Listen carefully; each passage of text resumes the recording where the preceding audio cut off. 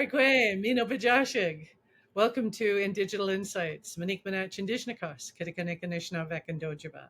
My name's Monique Manach, and I'm a member of the Algonquins of Warrior Lake, also known as Rapid Lake. And today we get to talk to Ann Doyon. And Ann is an artist. She's, so many things. You work at Datus Books. I really want to just kind of throw it over to you and ask you how did you get here? How did I get here? Yeah, Woo! That's a long story. Um, we got time. well, I wanted to become a journalist when I was young. I really felt that our stories needed to be told. So I finally went to First Nations Technical Institute on Guyana territory, Woohoo. and I learned how to create stories, how to craft stories, basically how to use the cameras and technology to capture these stories from elders, from community members. And then from that, I started working at CBC. I also worked at A Channel News. I had a career working at APTN a little bit.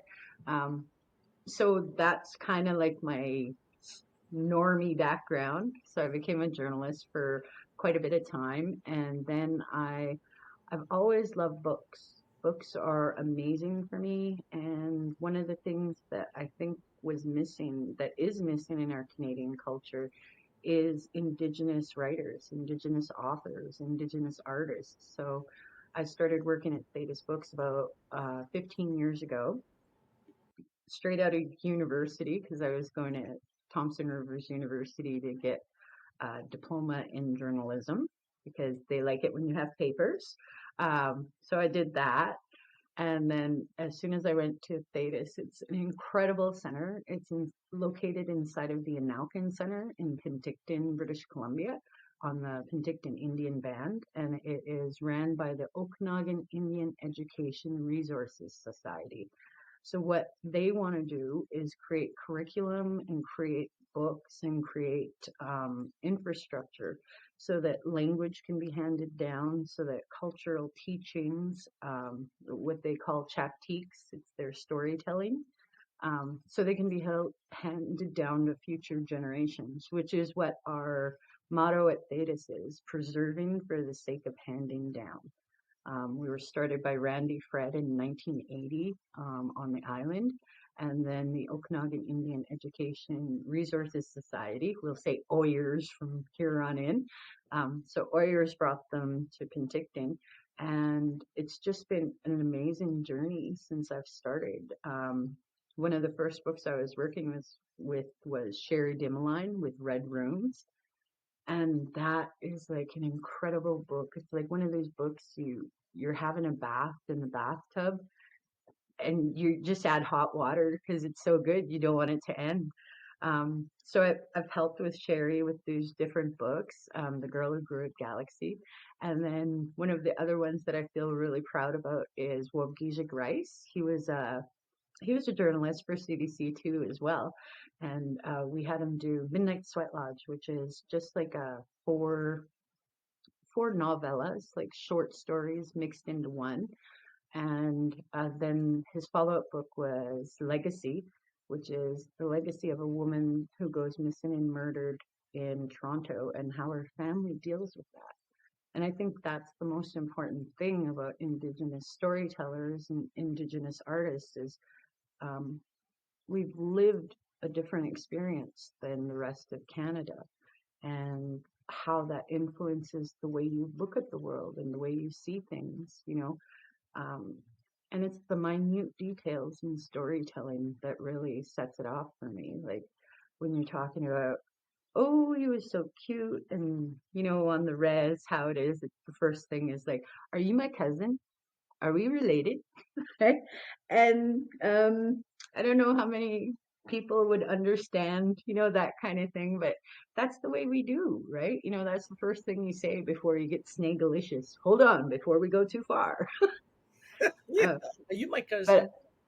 yep, exactly. It's like, well, they have an app in Iceland and it's called Are You My Cousin?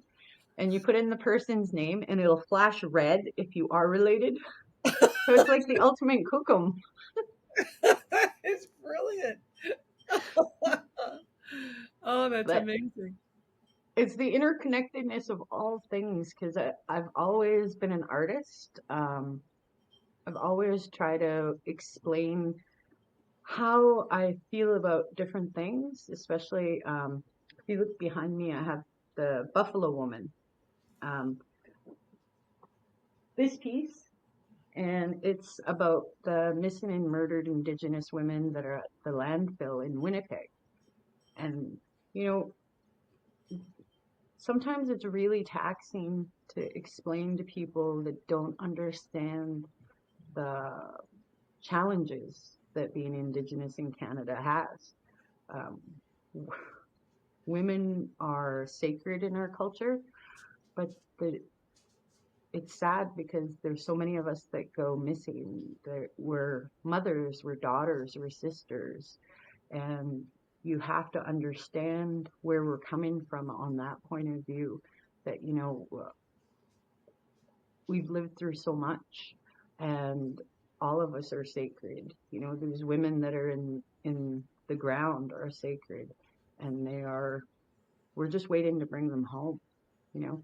And I'm pretty sure there's not a native in Canada that doesn't have a missing cousin or sister. And I just try to raise awareness through my artwork so that people can feel, that's the most important thing. If you can make people feel and understand, that's how we build these bridges between our cultures. Um, so I think art for me has always been like a really great outlet to get I wouldn't say aggression, but you get sick of how many of our people go missing, right? And like the stolen sisters, like every year there's a new name we add to the list, and it just seems like sometimes the Canadian culture doesn't recognize that. We're put on a shelf and brought out once in a while for the TNA. Sorry. Yeah, it's true. And they, the thing, like I know it's hugely important to talk about the women, but it's also our men. Mm, My son's father went missing, and it took them 3 months to find him. I'm So sorry. it happens to our men as well, Mm, our boys. yeah. And that's the thing because our people are considered so disposable by the mainstream. And I know what you mean. You're right. Like we have to make people feel, understand, relate. Mm. And that's where arts and culture comes in, right?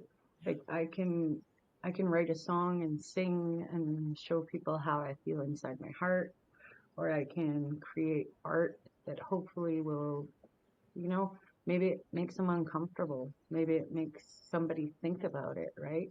But that's the beauty of our people. Like we are storytellers.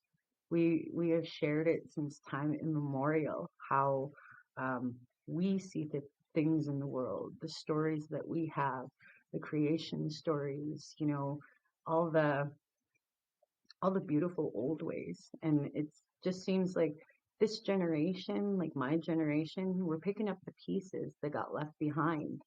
And it's like we're creating these little gifts for the future so that our kids can see, um, so that basically, so our children can understand the history from our point of view. Because history is whitewashed and it's written by the colonizer.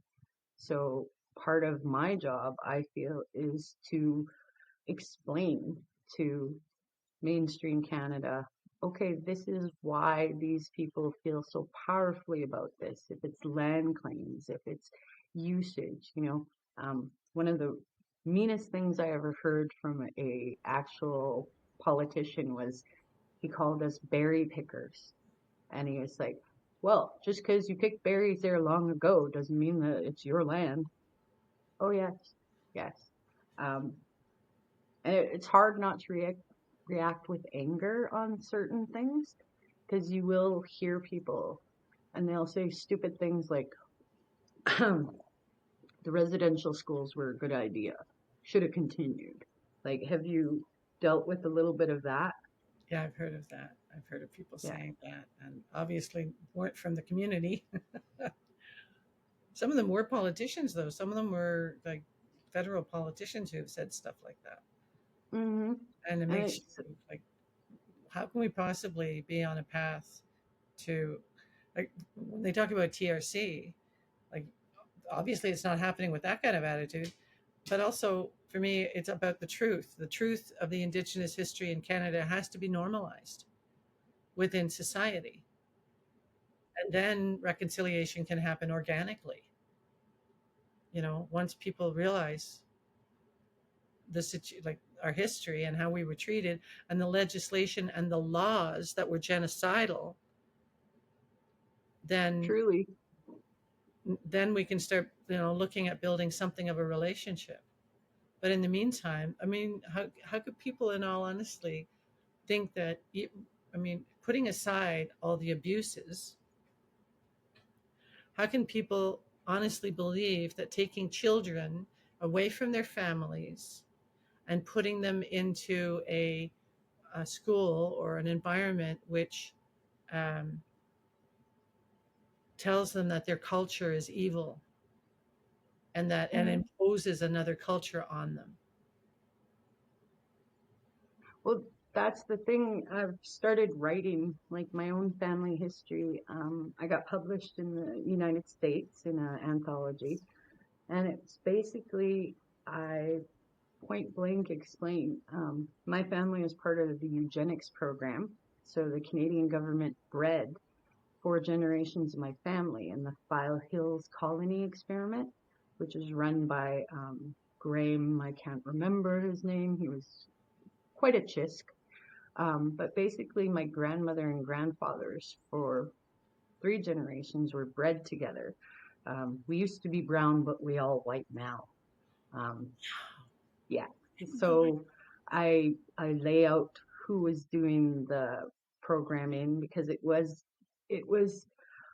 oh god, it was so dark because it's not just the Indian affairs, it's the churches. And the churches are the ones that are saying, okay, if we take these children and mix them together. And basically, the File Hills colony was so that the Cree people would be tamed and turned into farmers. Um, and we excelled at farming. We're good growers. And then we grew so good that in the 1940s, they built a train depot so that they could pick up the grain in Abernathy. And then all of the neighbors, the farmer neighbors, told the government that they had to stop it because they couldn't compete with the Indians who were growing so well. So then in the 1950s, they finally stopped the program. Um, and my mom was the first generation of the Keewatin family not to be bred. Bred, yeah. And then I don't know how well they did because they came up with me.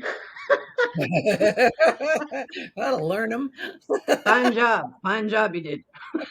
What happens when it goes back to natural? I know. There's no stopping us, and that it's like you have to deal with you have to deal with the pain and you have to deal with the anger properly. And art has always been like one of the most beautiful releases for me because you can get it out on paper, you can get it out on ink, in your art. And you take that pain and that anger and that rage that you carry inside of you, because if you don't get rid of it, you're going to get sick. Like, you will make yourself sick, right? And one of the good things about art is, I can make my art and hopefully somebody will feel it, right? So I've been doing a lot of introspective pieces where I'm like, okay, what makes me indigenous? It's not just the blood. It's not just blood quantum. And then it's like, okay, the stories my mom told when I was little, all those stories that stick in my head even today, and the memories of the songs. So I remember my uncles, and they were teaching us Cree songs, and we were just sitting there, and we didn't speak Cree. Like, I'm actively in the process of relearning my mother's language. right? And that's a beautiful art form unto itself. Luckily, I've been able to do that at work. Um, we have Jeanette Armstrong. She's a powerful writer from here, and she's mandated that we can take cultural classes. So, like, if we want to take language class while we're at work, she's like cool with it. So that's powerful, because it's every piece that we're reclaiming, because there's so much of us, so much of our cultures and so much of our history that was forgotten or left by the wayside. And it feels like we are the artists and we're supposed to carry our people forward, but we're also very delicate creatures, because it's very hard to decompress from the colonization. From you have so many pressures on you as a native person, as an indigenous person. Um, just maybe all of the bad stuff that we've gone through for all these generations is to make us stronger, so that we can teach our future generations what happened. Um, it's incredible work. Everybody's doing it across Canada and then the United States, all across, northern and southern Turtle Island. It's the eagle and the condor thing, right? So they're Yeah. coming together and it's a special time. But I think artists, especially Indigenous artists in Canada, we have such a heavy load. Like, um, it's trying not to get clinically depressed when you're researching. It's like, especially when it's your own family, it's like, oh, oh. But you got to have a lightness with you, and I think that's one of our saving graces is that we have that sense of humor, and it's dark as heck, but it's that laughter and that humor that gets you through, right? Um, so with writing, I make sure when I'm writing and I'm doing the history stuff that I have a space. Um, I myself, I'll go to the water, right? So if I'm totally stressed out and I'm losing my mind and I just feel like, oh, everything's horrible, I'll go to the water and I go in and it's just so peaceful. It's like it realigns everything in your body and you're just in that moment, right? And that's what we're all supposed to be, just in the moment, right? Because there's not anything we can do in the past, it's all gone. And then anything in the future hasn't even happened yet. So the only thing you can stress out about and actually change is right here, right now, right? And being an artist, that means so much, right? Like maybe my art, maybe my art won't change the world, but maybe my art will touch maybe two, three people and then change their world. And then it really does. It's ripple effects, right? So you hope that the books that you write um, reach people and make them feel. Um, you hope that the art that you create, that people will look at it and go, okay, well, if you're looking at Buffalo Woman, you're like, what the hell is the red hand, right? And it's like, okay, this is about missing and murdered Indigenous women. And then if you look even deeper, you're like, well, what does the buffalo symbolize? And it's like, it symbolizes power and, the elders, the ancestors, they're always with us, right? Like, I think I'm like one of the top 10 shows for the elders. They're like, oh God, not her again. No, but you got to do it in a good way, right?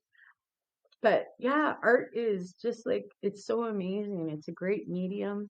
Um, I mean, there's certain things that we do need to focus on as like nations and as our own people, especially in digital sovereignty, right? And like when I'm publishing a book for Thetis, we have to embed codes in, we have to have a subscription-based service, we have to have certain things so that we know um, what we are putting out there into the public is for the public consumption. But there are things that we're working on, like cultural teachings and spiritual teachings, that you don't want everybody to know. And in order for it to be preserved for the future, the elders are trusting us. They're entrusting us to these gifts and to these stories. And it's a big responsibility to be able to care for them and put them in baskets so that future generations can use them, right? But at the same time, maintaining that digital intellectual copyright. It hasn't been challenged that much yet, but I I fear that it will be. Academia for me is like a hungry beast.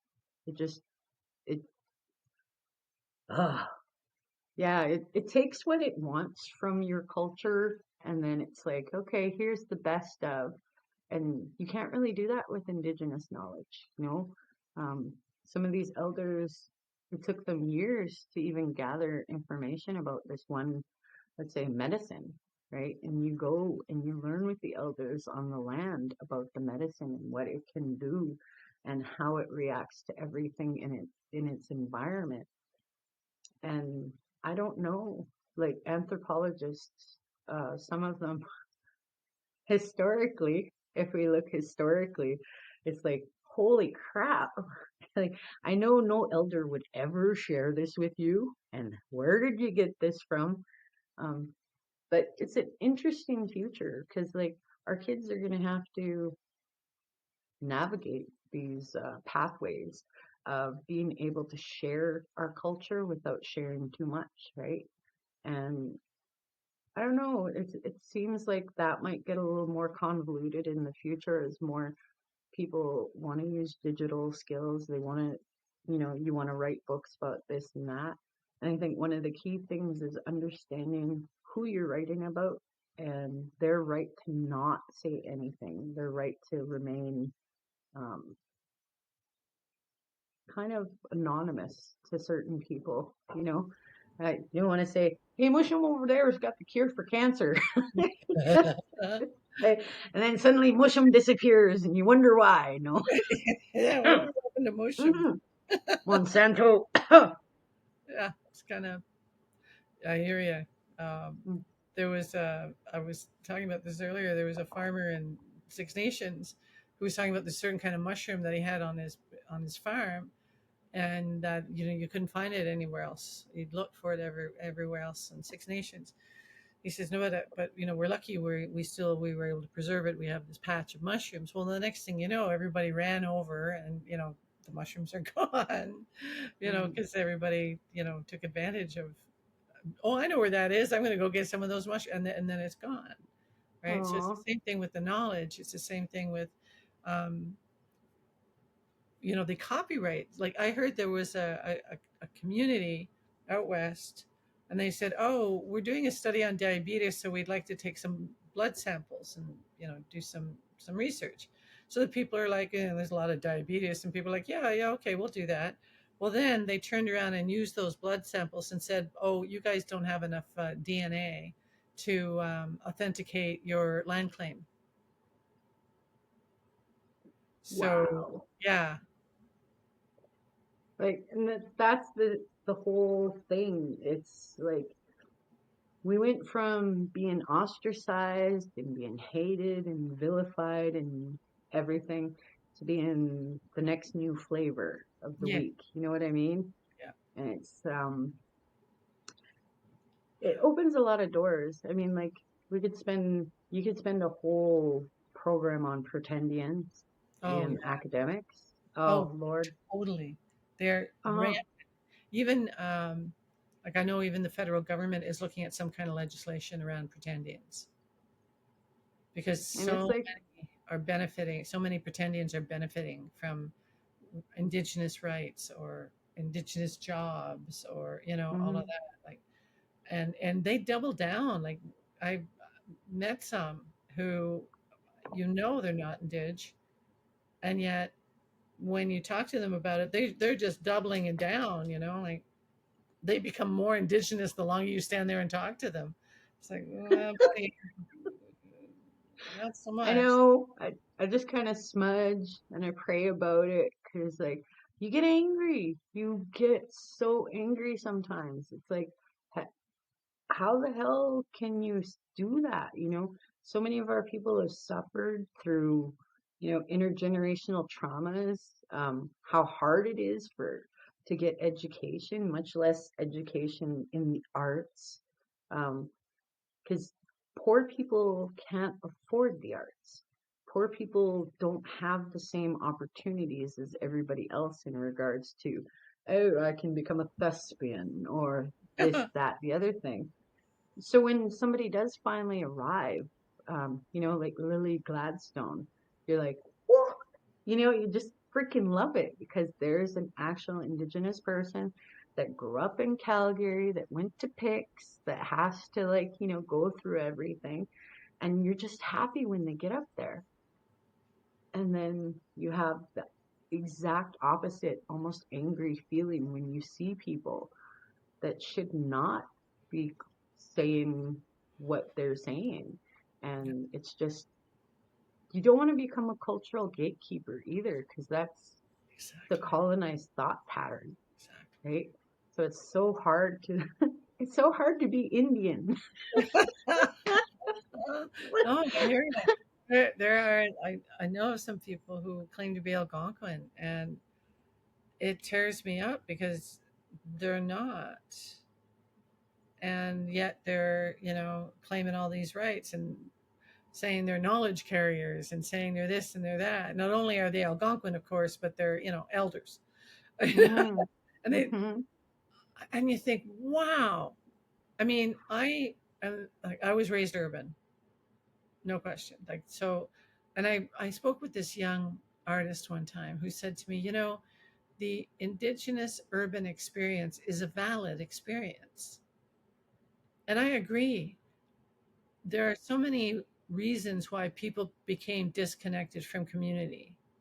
Well, I mean, first of all, when they threw everybody on a reserve, and then if I had lived on reserve growing up, I would have gone to residential school. mm-hmm. But So it kept you safe from the scoop because you're in the city. yeah, exactly. Yeah. And still, so like my parents were like, well, no, we're gonna live in Toronto. So that's I grew up in Toronto, and I know a lot of other people who are kind of in the same boat. And it's true that is a val, and finding your way back to community takes a lifetime.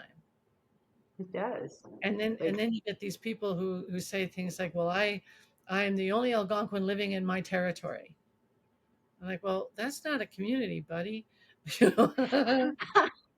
you're unto yourself. Yeah, Oh my God. yeah, and I It's mean, a maybe, lot of breathing exercises, right? Because yeah. it's like, Yeah, I'm serious, like I love fan to that. creator. I Oh, think that's some why days, I'm talking to you today. oh, shit. Some days I get saucy.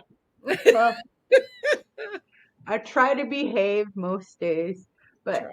you don't want to be a cultural gatekeeper because there are so many of our people that were lost to the 60s scoop, that were Exactly. lost to the social work system, and when they come home, you want to welcome them, right? Yes. And there's nothing wrong with welcoming people back in, but No. it's when you find somebody that is, and they have connections to your indigenous culture back in the 16th century. Exactly. And then you're kind of like, what did you learn? Did the Yeah. elders come back in spirit form and talk to you? Yeah.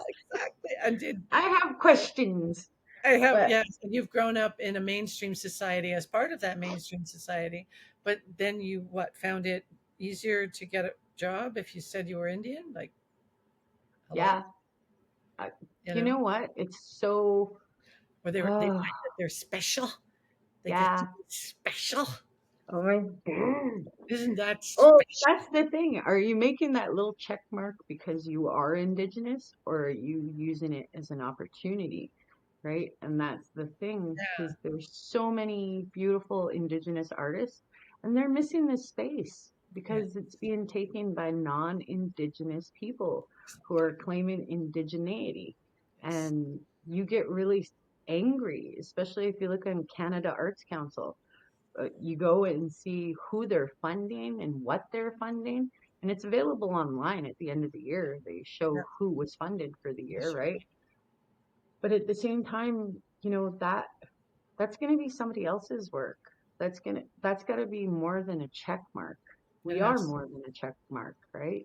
And we have so much, like, when you're dealing with so much of the indigenous experience, like, honestly, it's not a positive. There are negatives that we have to deal with, and Yeah. deal from, right? And Experiences that people have had to undergo that ostracize them, that minimize them, that erase them, you know? mm, I mean, I worked on when the Indigenous Screen Office started looking at criteria for applying to their programs. And I really appreciated their mentality when they said, it's not up to us to decide who's Indigenous. That's not our business. However, we have to ensure that people are Indigenous who apply to our programs. So there has to be some kind of process. And so we did all these interviews with different artists and whatnot right across the country. And there were so many, I was surprised, actually. I guess I'm a little cynical, but there were so many generous people because I'm thinking everybody's got a cousin, right? Whose mom maybe married off the res or maybe married someone in Dig, but their mom had married off the res, or maybe they were never registered, or maybe they were 60 scoop. The millennial scoop is way bigger than 60 scoop, by the way. What's been happening since then, there are more people in foster care than were ever in residential school now. mm.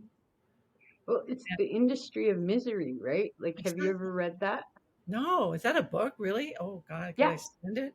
Um, oh, what is his name? Tiage Alfred, Oh, I yeah, believe. yeah, yeah, Yeah, Peace, Power, and Righteousness. I remember that one. yeah. But the industry of misery. So if you look at how much we make the government as institutions, so for Jeez. every Indian that's in Canada, there's two people that work at Indian Affairs. I'm Wow. just saying. And then when you look at how many kids are in the foster care system, Yep, okay. And then yep, you look at things like jail and yes, institutionalization of our people, yeah. right? Like, I have my younger brother who's in jail and will be there for a long time because he did not have the arts to save him like I did. And there's a lot of people that are, you know, trapped in alcoholism and drug abuse and Absolutely. many different bad things. But Yeah. arts, arts and culture, oh gosh, they are a gift from the creator because they can save you, they can heal you, they can share how you feel. And I think that's one of the biggest human emotions is, like, nobody likes to be ignored, nobody likes to be forgotten, and just being just being yourself and being Your needs met. yeah, Maslow's hierarchy of needs, it was created not by Maslow figuring it out, but by him studying the blood Indian reserve back in the 40s, right? Wait, And really? yeah, so he looks around and he's like, okay, well, why are these Indians happy? Curious. Because we have every reason to be bitchy and angry, but the natives there are happy. So he takes, I think it was 3 months of him just watching, and it was like all of our babies are fed, all of our elders are fed. We make sure that everybody has warm blankets, or they're taken care of that way. But then there's the connection, right? So the grandmothers would still talk and hang out with the little people, the babies, and they're bringing them up in a good way. But everybody has a place and a connection and has that value. And it's those things that we need to bring back into our collective societies because, it's easy to be forgotten when you're on the street. Like, I've been homeless a few times, and it always makes me wonder, now I'm starting to get a name as a writer and as an artist. And it's like, if I got found Or if I was murdered back in the day, would I just be another dead Indian, right? There was an And Inuit woman here, a fairly, and of course I can't remember her name off because nouns, me and nouns are not friends these days. But she was a fairly well-known Inuk artist. Annie, I tried to get her a book Yes. contract. Yeah, Yeah. and I was trying to reach for her a couple of years ago, and I'm phoning the shelter she's at, and they can't they can't connect me because she left the shelter. And they were saying, well, if they drink or anything, they can't stay there, right? And I'm like, well, do you know where she would be? And where I found her was she's under the bridge in front of the big chateau place they have in Ottawa. So Chateau Laurier. yeah, she's living under the bridge there. And she Yeah. was pregnant too, right? Like, and I'm trying to like connect with her and just be like, you know what? Maybe you just need to do this art because her art was so basic but beautiful. Like when you look at her artwork, she really captures what it's like, what it would be like, in Iqaluit in a house somewhere, right? Like you got your kukum. I don't know how you say kukum in their language, but you got your older people, your younger people, and her artwork was so beautiful. And it's hard sometimes because our artists, like even if you go back all the way to Copper Thunderbird Man, right? And how his artwork is being reproduced and sold for thousands of dollars to white people in Ontario. And then you get so mad because like he made his most beautiful artwork on the street, right? And it's the value of a human being is not based on how much money you have or Mm. what you have. It's that brightness that you share with the world. And so many of our people are in bad situations where they they can't do art. Like I am so lucky. I'm blessed that I have friends and people that were like, here, Anne, work in a studio. And I actually have a studio now, so that's cool. Um, and it's been an amazing experience because I can focus and I have room to like do my beadwork, and I have room to do my sculptures. I have room to do um, my art and actually grow as a person and as an artist. And I'm incredibly lucky because most of our people will never get a studio. Most of our people will never have the same opportunities that I have. And it's because I fought for them, because my mom fought for them, because my kokum fought for them. Like my the I come from a long line of writers on both sides of my family, but my mother, she was a poet, and on her pass that you had to get off the reserve, they gave you a pass. Yeah. So I'm looking on the pass and it says Beatrice Keewatin is allowed off the Peepeekisis reserve to become a poet at St. Mary's, right? And I'm like, oh my god, right?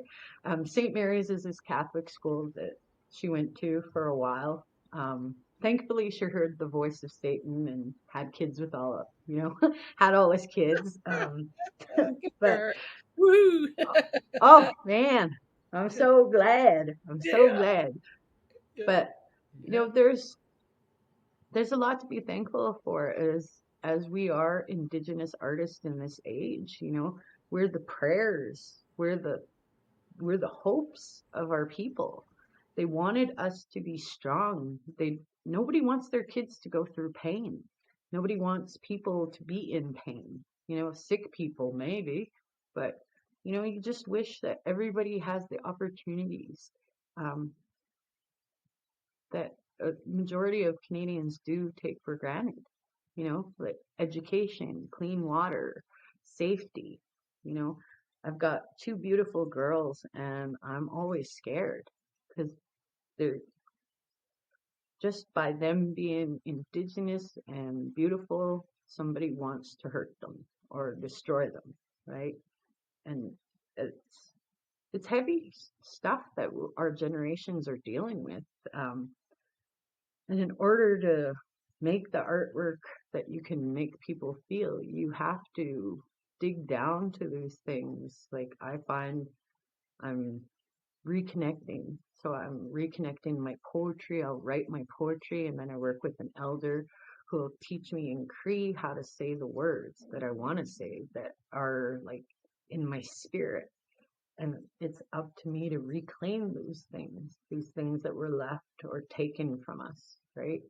And it's very hard sometimes because, like, I'm almost 50. Holy crap, right? Like, at this point, I'm like, you're in the end game product, like elder in training.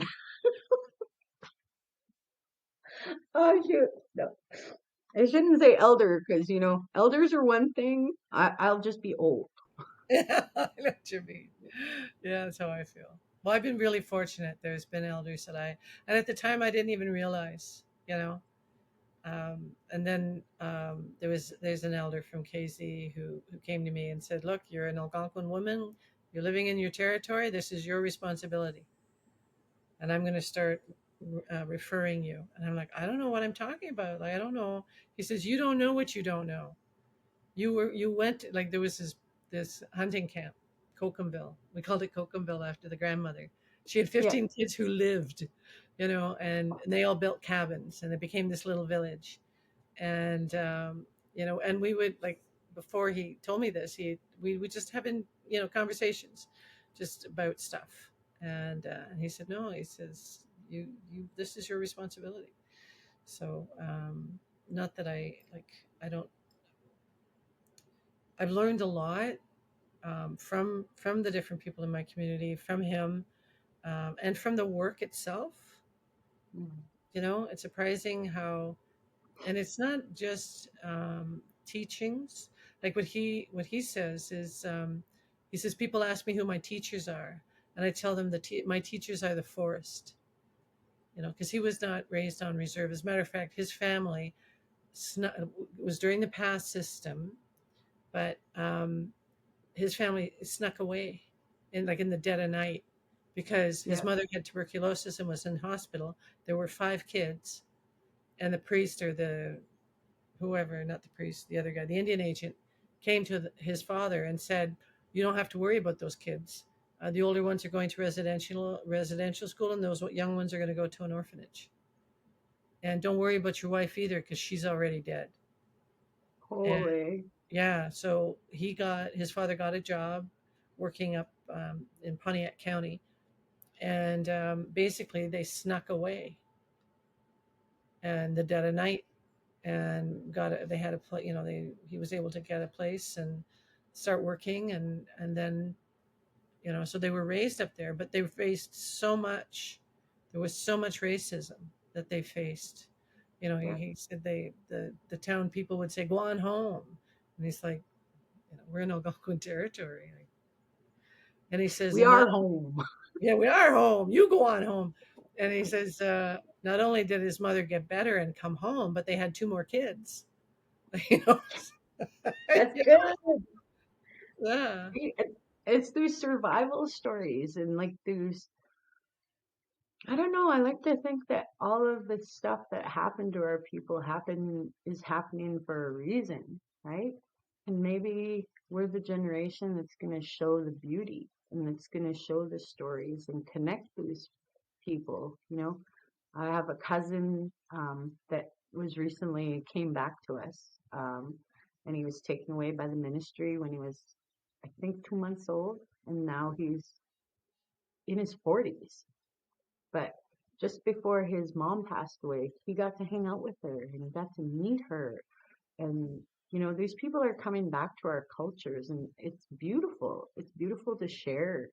Um, I think it's like an empowering time because we are learning how to use our voice and how to say, this is not cool in certain respects if things are happening, right? And when I was in my 20s, I wouldn't say 2 words against anything. Um, I was very timid. A Yeah, I know. But I was. I was really little older when quiet. I first met you, weren't you? No, no, no. You were That the one was who told me. You were Oh the one my who told me God. that You Jesus got was the married. wild Ann in the 20s. You're like, there's Oh a shit. registry, there's a record of Jesus as being married And as his father, Joseph, like that would be his job to make sure Jesus got married. So, what the heck, you guys? I loved it. It was the first time I had heard that. And I was already like, I don't know, I was in my mid 30s when I first met you. And I'm like, yeah. I was already a recovering Catholic at that point, but now I had facts. Yeah. Well, I always remember Richard Van Camp, one of his books. He has an elder, and the elder says Jesus was medicine man, and Yeah, I'm like, yeah, damn right he was. it Like, was. right? And if you look at it, he was brown. He was fighting the system. Of course, they would kill him, right? Exactly. Denounce his wife and any children he might have had. Yes. Well, that's the thing. That's why history is so important. Who writes the history, right? Because they have census records that show Jesus was hooked up with Mary Magdalene and had kids. Yeah, But those records remain in Rome, and then that's the whole power of Rome. As the Catholics, when you're trying to look at Canadian history and you're like, holy crap, right? Like, all not those even records. Yeah, the residential school records that they won't release.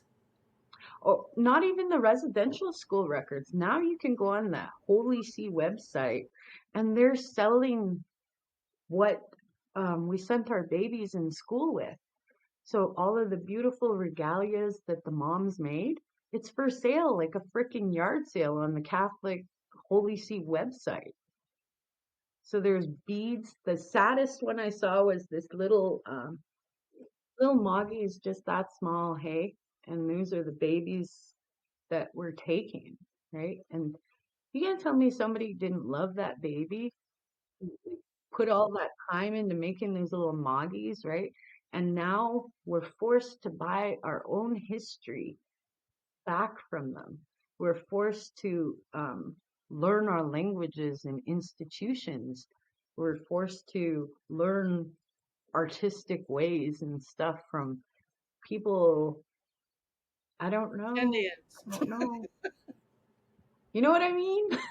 Yeah, But absolutely. I, I think I think part of what I don't know, I consider my role is creating a space. Like mm, just making a space so that artists can do their thing, so that those stories can be told, so that the next generations will be able to learn their language without having to go to an institution. mhm, Is there space, yep, or even in like in academia that there's or in the urban school boards that there is space mm, for that knowledge to be passed down in a manner that is that is based in our paradigm, that is based in our pedagogy, yep. not in the way the mainstream insists that we learn, because And that's that's like, how we learn. well, yeah, that's kind of like what we're doing here in Penticton. We're working with the Ulis Collective, and we've got the little building now, and it's called Sinulston, which means a place where everybody gathers. And we try to get everybody together that's in like our little community, Penticton. So Penticton is separated down the middle by a channel. So the reserve's on one side and the town's on the other. And never the two shall meet. No, I'm joking. If you see all the cute half breeds, you know we met once in a while. But anyways, what we do is we try to give space for young artists because like financial opportunities. Like, you know how much paint costs, how much canvas costs, stuff like that. But a lot of us older ones were getting together and we're like, okay, um, I can help a little bit, and if everybody helps just a little bit, other artists, it's amazing what can happen, right? Like if you drop off some paints and some canvas to our friends, um, and that's the way we were, that's the way we are. We share, of this new cultural need to collect and to have the most toys before you die, we're all going to be dirt. So why not share what we have, share our teachings, share our um, abilities with each other?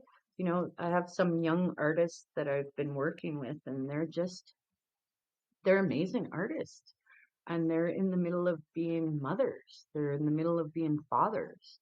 And it's key to support our artists, you know, because they're going to be doing the hard work and they're going to be sharing all of the stories.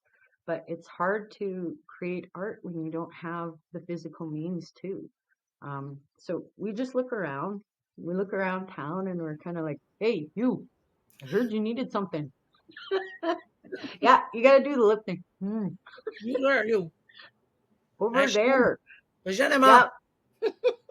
Exactly, right? But it's like little things we can do to change the world and change our world.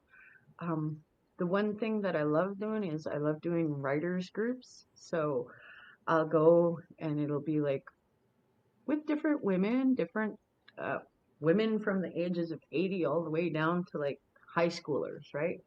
And it's like, I start with, what's your creation story, right? Like, tell me your creation story. Tell me how you were made. And then most people would be like, what? And I'm like, okay, no, no, no. Tell me who your mom and dad are. Because that's our whole pedagogy, right? Like, that's how we start. Who are you related to? Mm, you know? Yeah, And well, yeah, then, that's it.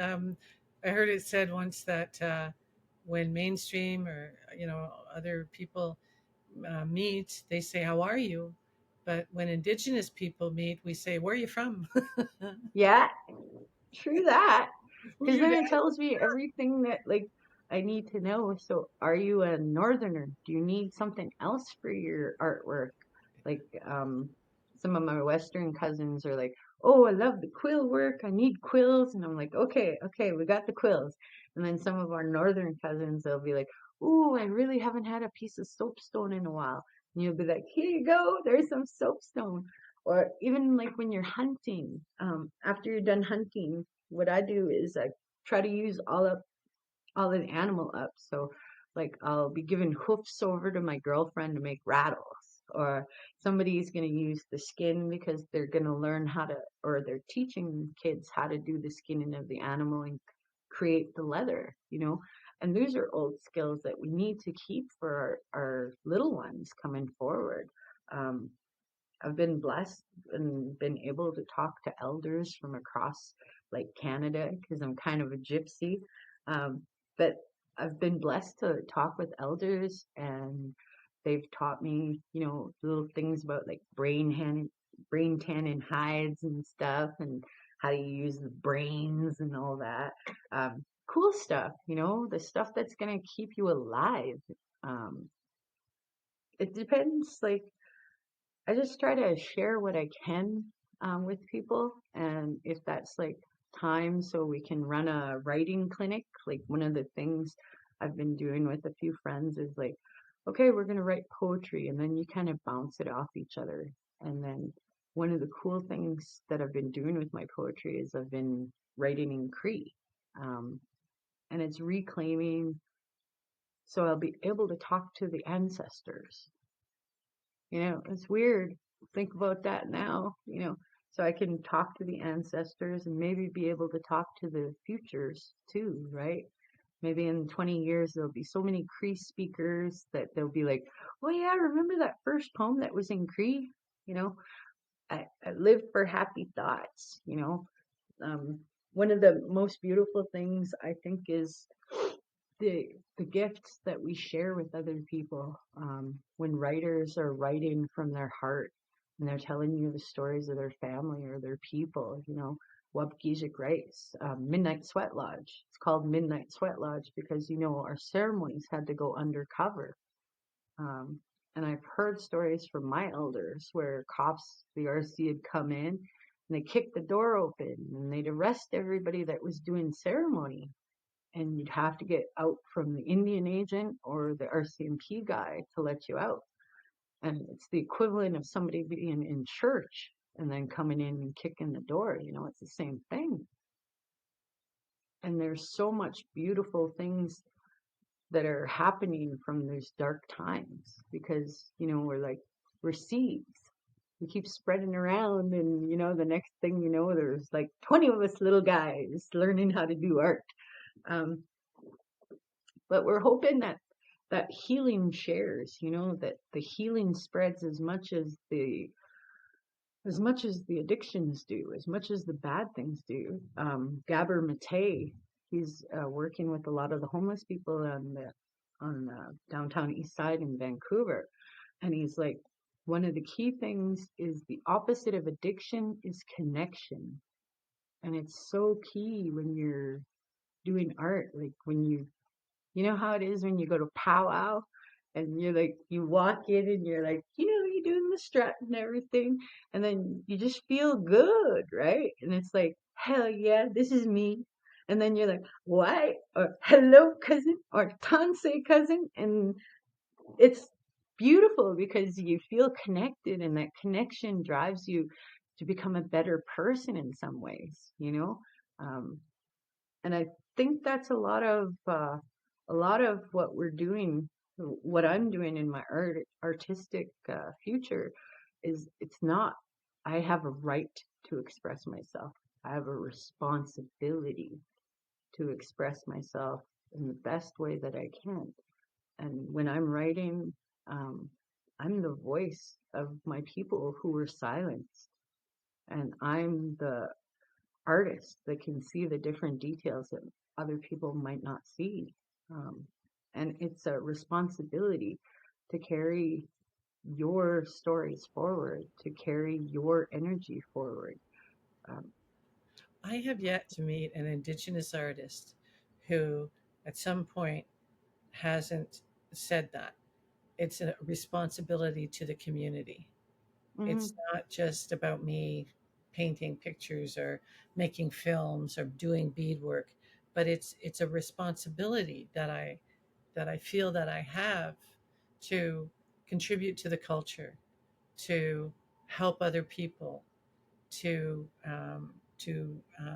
not preserve. I don't like that word preserve. I like that what you say though, preserve, um, in order to teach, hand down. hand down. I love that. That's the close. Yeah, that's how.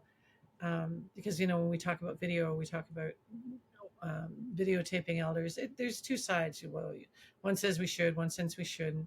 Um, I think I'm sort of middle of the road. I think there are some things that should never be put on the internet, Hmm. definitely. But I think that we need to, and I hate the word capture and I hate the word preserve, but we need to engage with these elders in a way that we have a record that can be passed on to the next generations. Hmm. Because, I mean, I just imagine what it would be like now to be able to see and to hear the voice of my grandmother and to hear her stories and to learn from her. And if we can create a space so that the next generations can do that, then I think that's a life well lived. And when they talk about, um, like with the potlatch, um, what I've heard about the West Coast, and I think this is true of most of our communities, but I've heard it specifically said about West Coast, is the person who is the richest is the one who can give the most away. Yeah. And I Well, think you can't take it with you. no, and I think like having that capitalist mentality of gotta have more, addicted to more, that's an Hmm. illness. Yep. I think it's a mental illness that, we got to have a bigger TV and we got to have, better furniture and we got to have another car and we got to have, we got to have. And I just think that's, I think there's something really wrong with the psyche of the culture. It's a sickness. People want to collect artwork and they buy artwork for their portfolio. And it's like, what the hell is it going to do in a storage unit? Somebody made that so that it can be looked at and enjoyed. And that's what it is with a lot of Indigenous art. It goes into collections and it doesn't go to the communities that it came from. It's not shared with the people that it should be shared with, but that's another ball of wax that people have to get through. I mean, one of the beautiful gifts that I was shown is that all of this stuff that's around us, it's just stuff. It's nothing.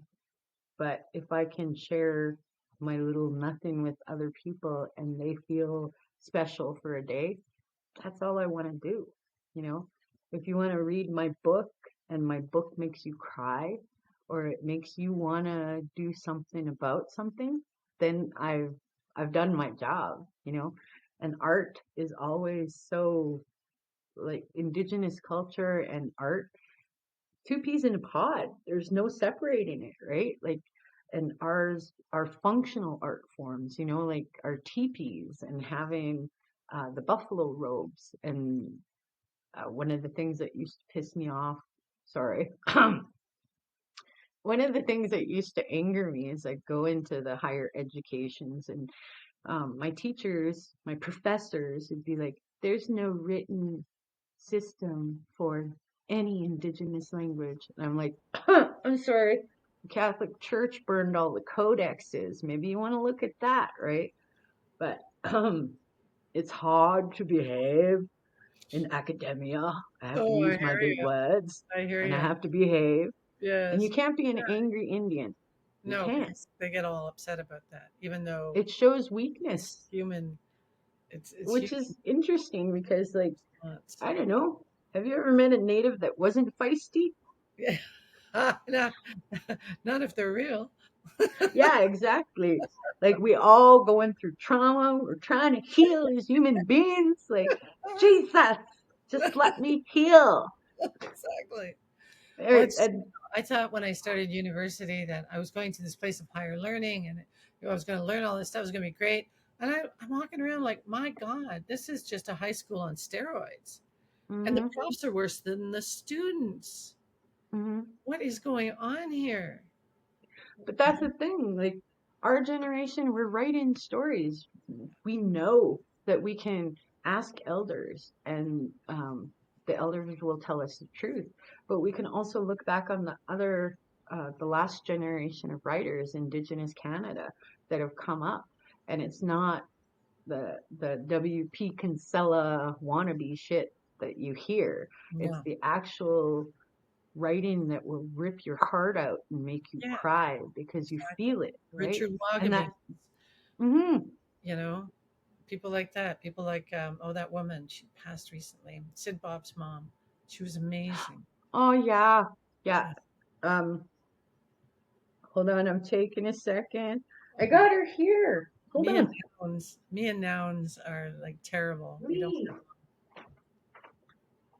Ah, sorry. No, no. Okay, Hey, funny you mention it. Lee Miracle with be her there. daughter. Yeah, yeah. That's my book. That's one of the books I helped make. That's fantastic.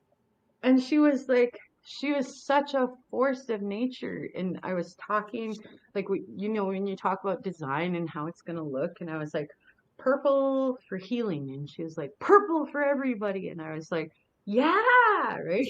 And I was blessed to meet her and to get to know her a little bit. And she was a smart woman and she had to deal with some stuff, you Yeah, know?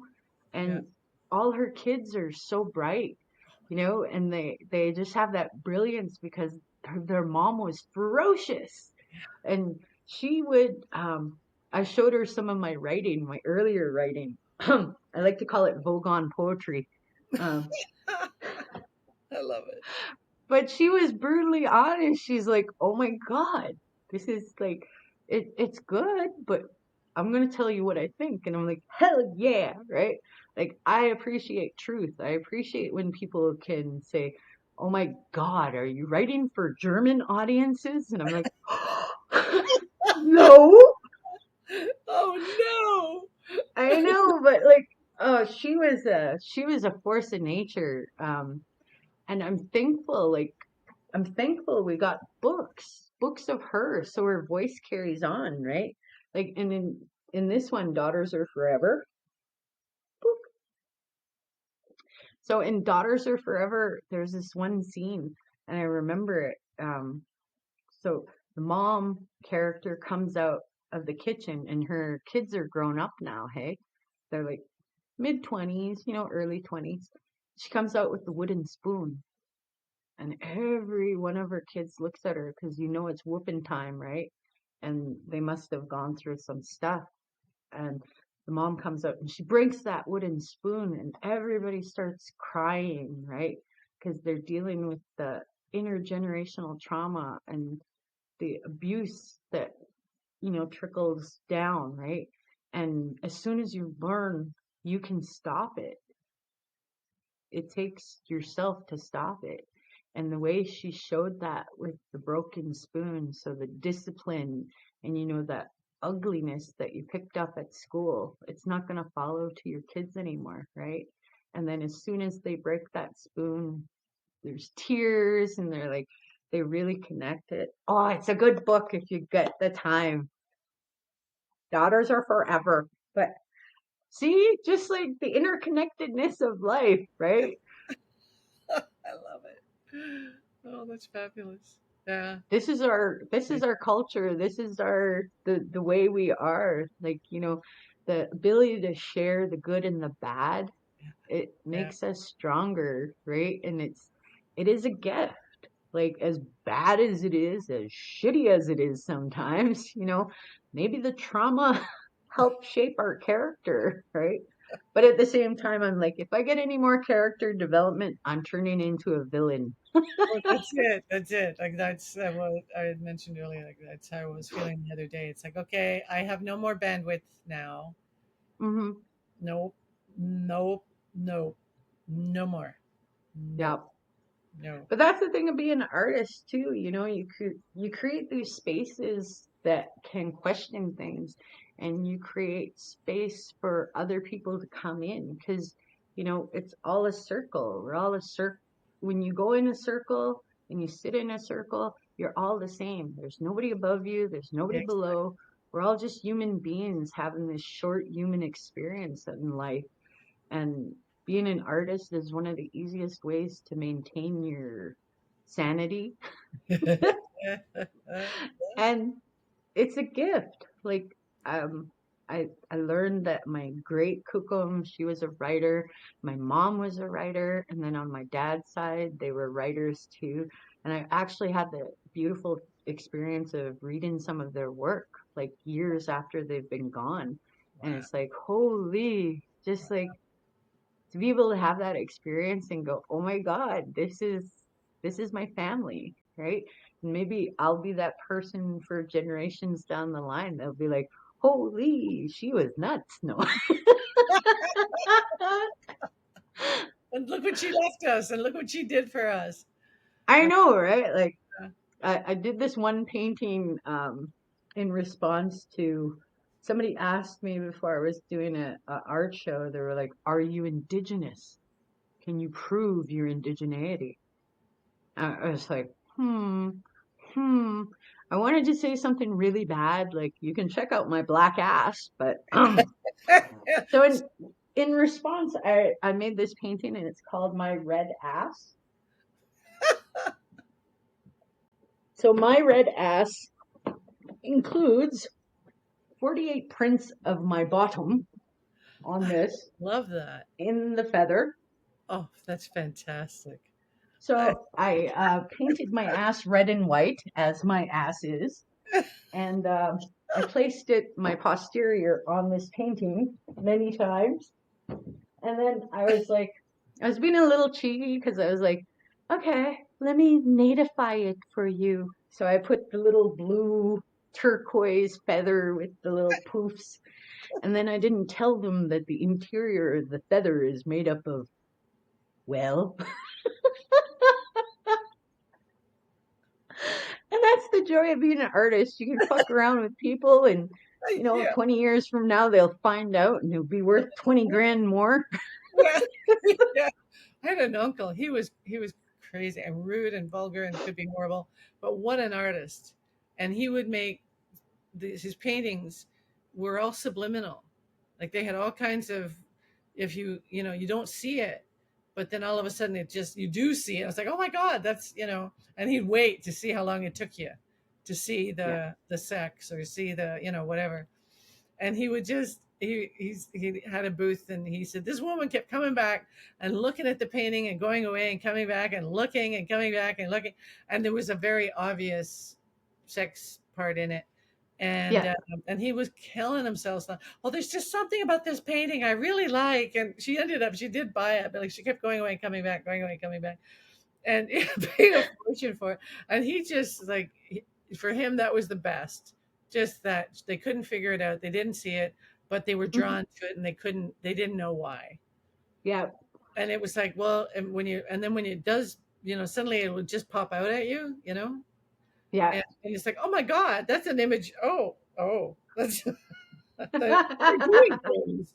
And you don't even see it because it's like a landscape. But then you realize Oh, the landscape is a woman's body, and there's all this stuff going on. And it's like, oh my God. But hell yeah. yeah. It's Oh the yeah. subliminal shit you can do with like the images and imagery. Yeah. And it's the same thing when you're writing. You can like totally take them down a little pathway if you want to. But I love the hidden images. I think that's another area that people, Indigenous artists, are really reclaiming sexuality and the power of sexuality. Like if you look at any of Kent Monkman's work, Oh, you, Mischief Testicles. oh, I love her. You know what? Yeah.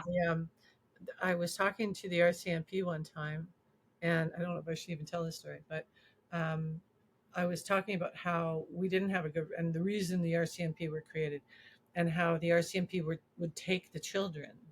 Hmm. And I said, and if you want to understand what the relationship is between the Indigenous community and the RCMP, take a look at Kent Monkman's work. And I was Hmm. thinking about the images where the RCMP are taking the children, Yeah. completely forgetting about the whole mischief eagle testicle, like completely forgetting about the the homoerotica that he Yeah. had going on with the RC. I just like, oh dear, I love Ken's work. I Like love it's his just work.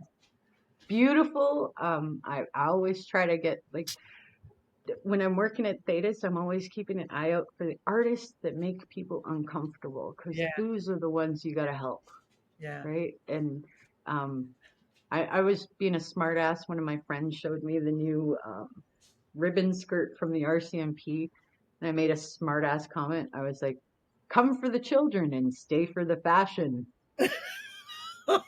I love I'm not allowed to talk to them anymore. no. But They don't see about stuff like that. I don't know. I but don't know it's the why. dark humor that saves us. Like it really is, It especially is. like in writing. Yeah, yeah. Whew, right? Like there's so many good writers and so many good stories that are being told, and it's just a great time. Indigenous people are actually being noticed for their cultural contributions and for like even things like in writing with the indigenous knowledge being braided with the scientific knowledge. It's Exactly. really cool what's happening. I But mean, even in the last 25 years, like since APTN started, yeah, you know, when I was working at FNTI, to see the changes, like up until then, I feel like the changes were slow, but then we were all getting kind of excited in the early 90s when they were starting to say, oh, we're going to have Indigenous programming with the funders and all this kind of stuff. But over the past, it's like exponentially, it's gotten more. There's more work, there's more artists, there's more spaces. mm, um, I mean, it, it all, there's still a lot of the downside as well, but there's stuff going on. Alanis was doing a screening one time, and she's a couple of years ago, and she said that going across Canada, she had never seen so much grassroots work happening as she did then. And it gave her such hope yeah. because there was so much going on, and the grassroots people were really standing up and reclaiming the culture and saying, no, God damn it, this is my language. and I will speak my language, and people naming their kids in the language, and participating in ceremony, and creating work, and creating academia, and she said it's it's so much more abundant now. I mean, and she's lived a lot longer than we have, so she's seen Yeah, so much more of the changes. But she said that she's never seen it so abundant as it is now, and it's a that it, beautiful thing because like that that's the whole thing with the things like the TRC.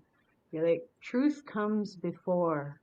that's right. Truth comes before, Yeah, right? you have That's to focus on key. the truth. That's And a whole key thing.